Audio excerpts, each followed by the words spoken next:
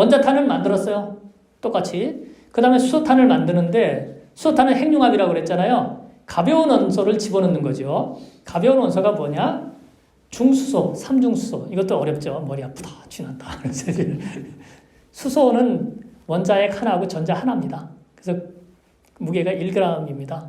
근데 중성자가 하나 들어간 중수소, 디듀트륨이라고 합니다.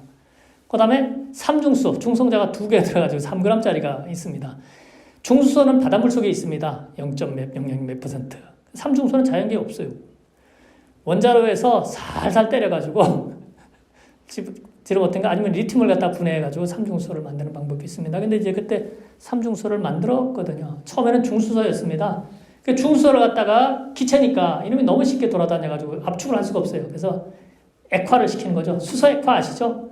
영하 260도인가 냉각을 시키면서 압축을 가하면 냉각이 돼가지고 액체가 됩니다. 액체로 만들어서 집어넣습니다. 미국이.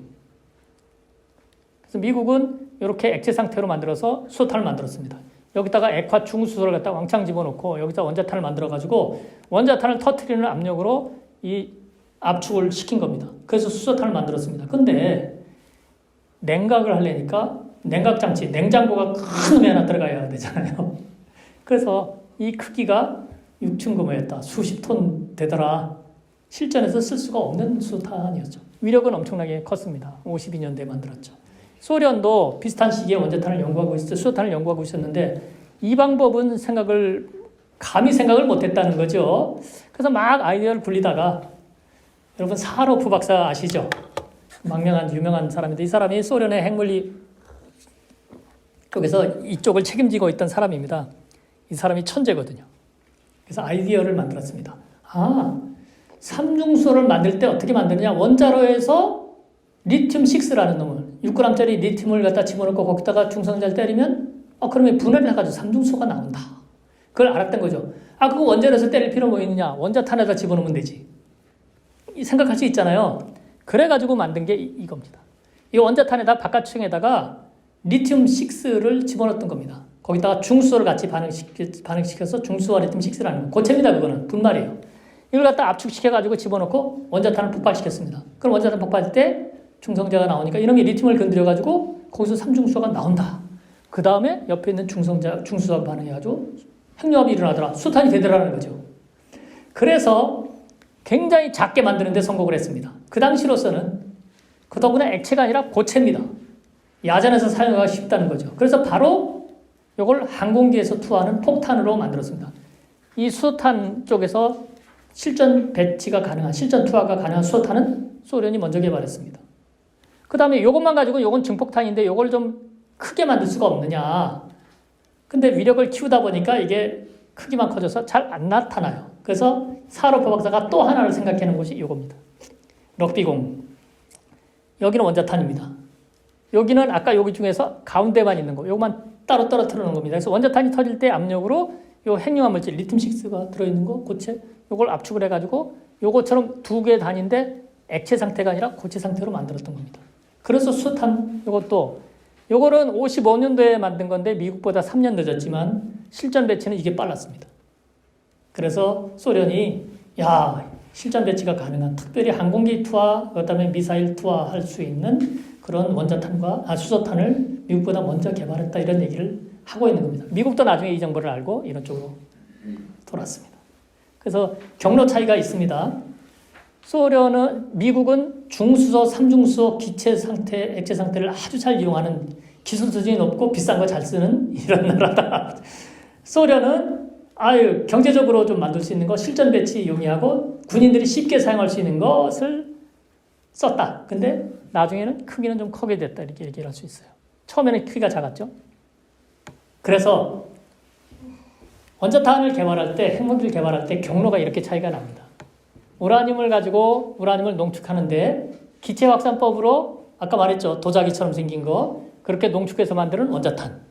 그 다음에 소련이 한 것처럼 뒤에 설명을 하겠습니다. 원심분리법, 원심분리기를 이용해서 농축을 해가지고 만드는 원자탄. 그 다음에 원자로에서 태워가지고 플루토늄을 만들어서 만드는 원자탄. 그 다음에 세 번째로 미국이 한 것처럼 리튬을 원자로에서 태워가지고 삼중수소를 만들어서 기체 상태예요. 이걸 액화하든지 아니면 이것다가 리튬을 붙여서 만드는 수소탄. 그 다음에 그 소련처럼 이거 원자로 안 고치고 바로 중수만 가지고 리튬6를 해서 만드는 수소탄. 이렇게 5가지 경로가 있는데 미국은 1번 기체 확산법을 주로 썼습니다. 그 다음에 3번 플루토늄 원자로가 굉장히 많아가지고 마음대로 썼습니다. 그 다음에 4번 원자로에서 삼중수소를 마음대로 생산해가지고 이걸 잘 활용을 했습니다. 소련은 좀 달랐어요. 처음엔 기체 확산법 하다가 바로 원심분리법을 개발을 해가지고 2번으로 갔습니다. 3번은 보조로 원자로가 많지 않았어요. 그래도 썼고요. 그 다음에 원자로가 많지 않으니까 4번도 좀 적게 이용하고 5번으로 많이 갔습니다.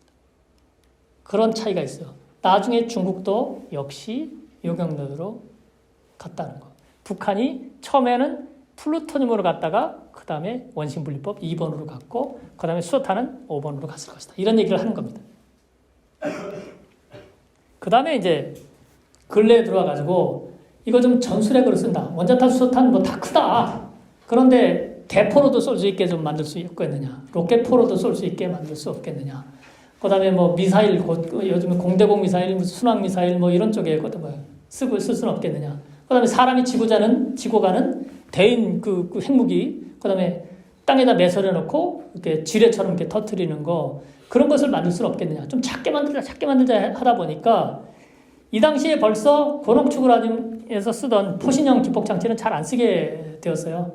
내폭형 기폭장치가 워낙 효율이 좋고 이제 잘 만들 수 있게 되었으니까. 근데 내폭형 기폭장치를 좀 이렇게 길쭉하게 만드는 방법을 개발한 거죠. 그래서 길쭉하게 만들어요. 투포인트라고 그래가지고 양쪽에서 폭발시키되 안에 판때기를 달아가지고 고르게 압축을 할 수 있게 만든 겁니다. 그러면서 굉장히 작게 만들었죠. 폭약이 위아래는 없게 만들었다는 거죠. 그러니까 굉장히 가늘고 길게 만들 수가 있던 거죠. 포탄처럼. 그래서 미국이 만든 게 155mm 포탄. 우리나라에도 배치됐던 게 155mm 포탄 있죠. 그 다음에 로켓포로도 쏠 수 있는 데이비 크로켓이라는 것도 만들었죠. 그 다음에 데이비 크로켓을 들어가는 작은 포탄 그걸 갖다가 사람이 지고 가는 미국 갈 수 있는 그런 작은 소형 핵지뢰, 뭐 대인 핵무기, 이런 것도 이제 만들어서 실전 배치를 하게 된 거. 한반도에 대부분 그게 배치되어 있었습니다. 제가 80년대 군대 생활할 때 7사단 화천에 GOP에 있었는데요. 제가 회바에 나와 있을 적에 저희 중대 아래에 군단 포병 637 8인치 포대가 있었습니다. 거기에서 주기적으로 핵 투발 연습을 했어요. 거기 미군 부대. 그러면 우리 중대에서 1개소다씩 파견 나가가지고 그거 경비를 섰거든요. 제가 80년에 군대 생활을 했는데 다 그런 연습을 했던 겁니다. 그 다음에 이제 그 당시에 뭐 공수부대에 있던 사람이나 정부사 거기에 무슨 검은 옷 입고 다니는 사람들 했던 이거가 나의 목표는 어디에 미사일 기지다 아니면 어디다 그러면 유상시 뭐를 치고 이제 미군하고 같이 연합해서 넘어갔다. 그러면 그 지역에서 거기다가 매설을 하고 치고 나와서 딱지를 붙이고 나오면 폭파가 됐다라고 이렇게 표시를 한다. 그런 얘기 다 했지 않습니까? 그런 것들입니다. 그다음에 이제 노태우 대통령한테 철수를 했습니다. 이것이 어떤 방법을 쓰느냐? 이런 기폭장치, 투포인트 임플로전이라는데 이런 것을 만들어서 쓰면은 가늘고 길게 된다. 그 다음에 폭약을 옛날에 썼던 것보다 훨씬 더 고성능 폭약을 쓰게 됐던 거죠. 그러면 작은 양을 써도 되는 거죠. 그 다음에 복합 비트를 썼다. 이 말은 플루토늄하고 우라늄을 같이 쓰는 것을 얘기하는 거예요. 그렇게 되면은 고농축 우라늄 사용량을 줄일 수 있다는 거죠. 또 하나는 소량의 핵융합 물질을 첨가한다.